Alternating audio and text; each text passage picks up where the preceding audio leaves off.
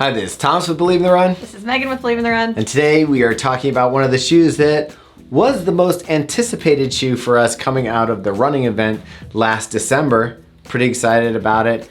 And we finally got our hands on it. And we have some mixed feelings, Meg. Yeah, so we're talking about the Adidas Prime X Prime X2 Strung. Yes, but you also have to throw in the Adi Zero. There's a lot of words. Adidas Adi Zero Prime X2 Strung. There we go. That's all of it.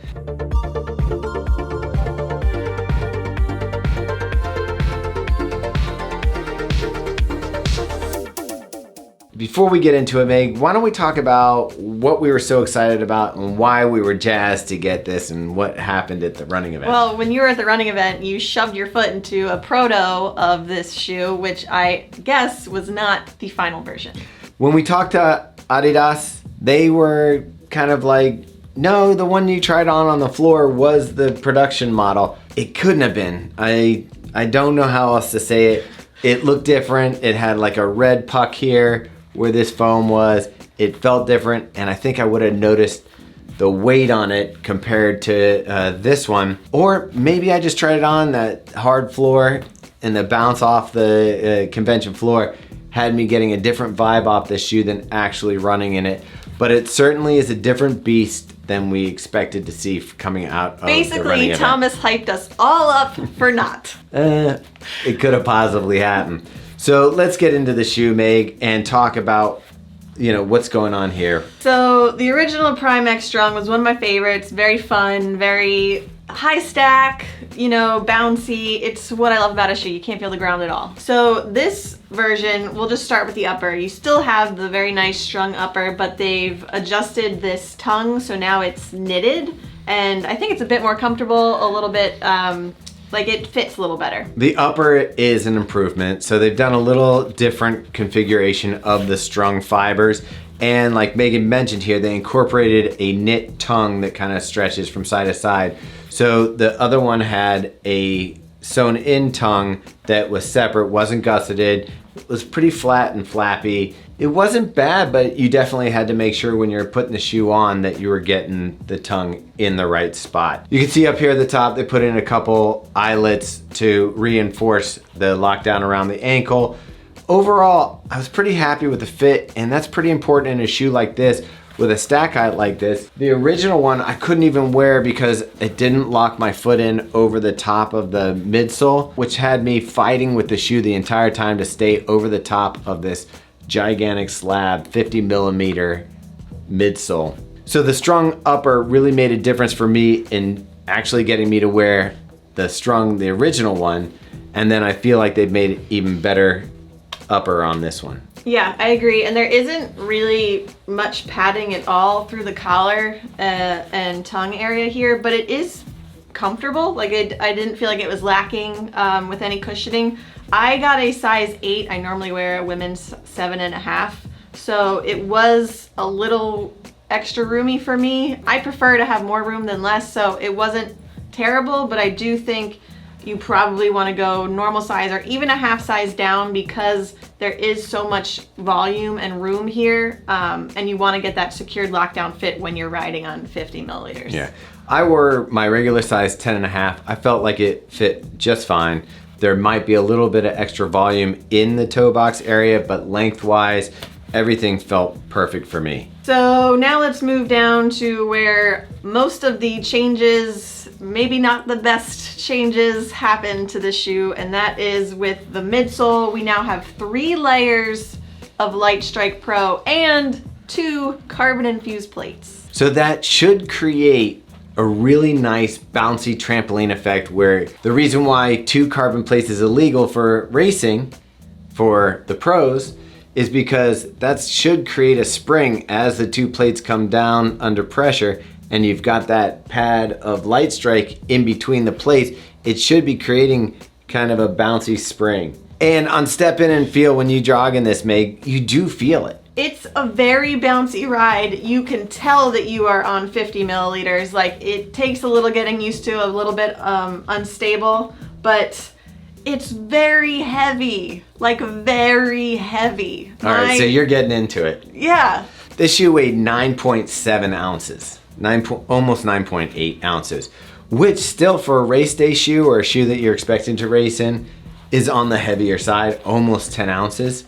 What happens when we move up to this guy? I think yours is 3 ounces heavier. The real struggle with this, so my women's 7.5 is 9.25, or my women's 8 is 9.25 ounces.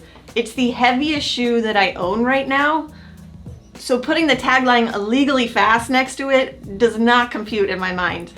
And not only is it heavy, it's bottom heavy. So the Strung upper is fairly light and very breathable. And then all of the weight comes from the Lighstrike Pro and the two carbon-infused plates.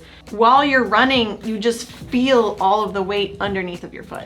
That is the issue with this. Like, we've tried some shoes this year that haven't been the lightest, but the distribution of weight was pretty even. So it didn't feel like you were going that heavy. But this one's 11.7 ounces or 333 grams for my size 10.5.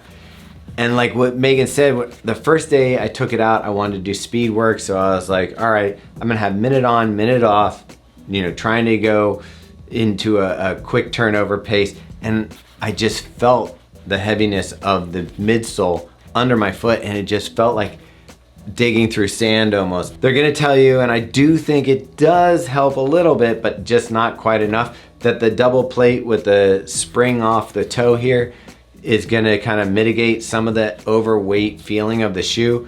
But overall, with it being as heavy as it was and trying to pick up the pace, it just felt like I was working against the shoe to get into paces that were comfortable.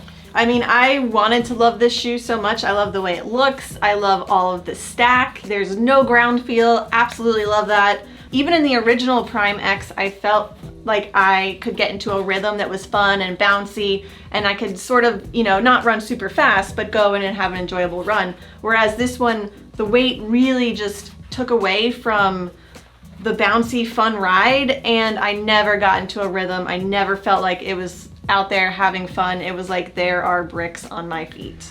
Now this is where we're gonna differ a little bit, because even though this was heavy, I do like the way that the cushioning feels underfoot. So I took it back from trying to be a fast day shoe and just using it for kind of like moderate speeds. Like I did easy runs in it. I did one that I would consider an up-tempo run that was a little faster than my easy pace.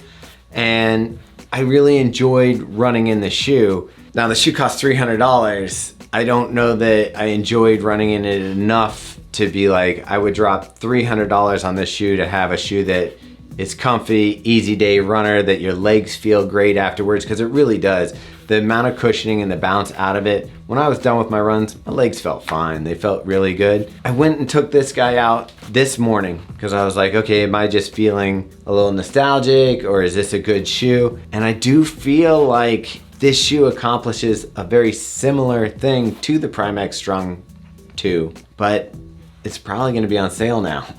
If you wanna try the Prime X Strung, I think I would go and grab up some of these while they're available. And you definitely feel more of a bounce off the toe in this one. Definitely has a little more aggressive, I think, toe spring on this one. It just, with the weight, I think that we're missing the mark. And I honestly think Adidas knows what to do to fix this. Why do we gotta stick to 50 millimeters if we drop some of the millimeters out? We saw that New Balance did that with the SC Trainer V2.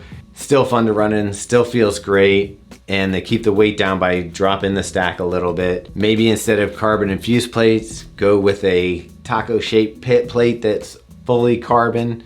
That'll be lighter. And maybe you do the puck instead of the full piece of slab of foam up here in between, and kind of find a way to bring this weight down. If this weighed the same amount as this shoe, then I think we'd be giving this a different review. I think right now we'd be like, this is maybe one of the most amazing shoes we've ever tried. Whether or not it was this shoe or not at the running event, I don't think it was, but they're saying it was the similar shoe to this. I know that the shoe can be so much more, like the pop off the toe, the bounce, the feeling of kind of that forward propulsion was there when I tried that. And I think struggling against the weight in this was the downfall. All right, T, we have a decision to make here, and it's red, yellow, or green. I'm gonna let you go first. Unfortunately, it's a red for me. It's a step backwards from the original Prime X Strung.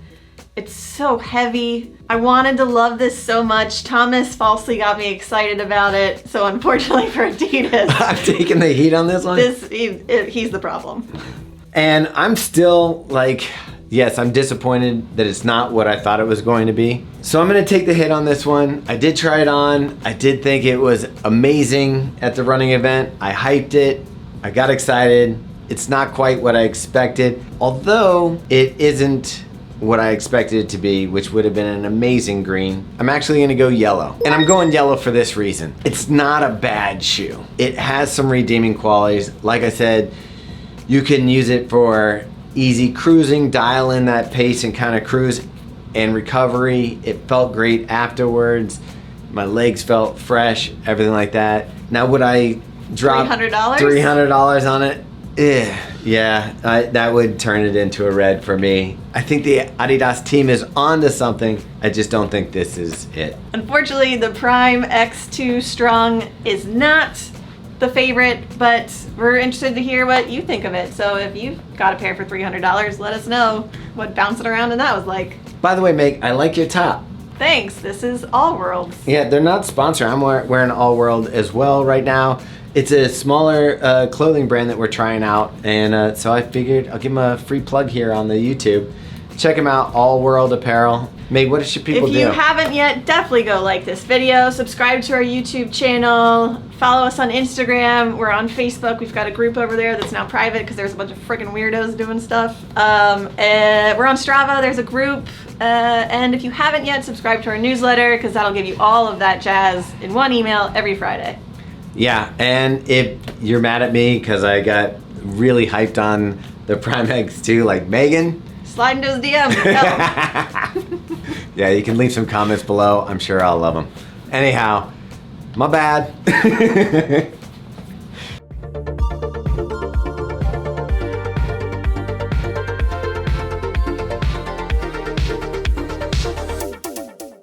So,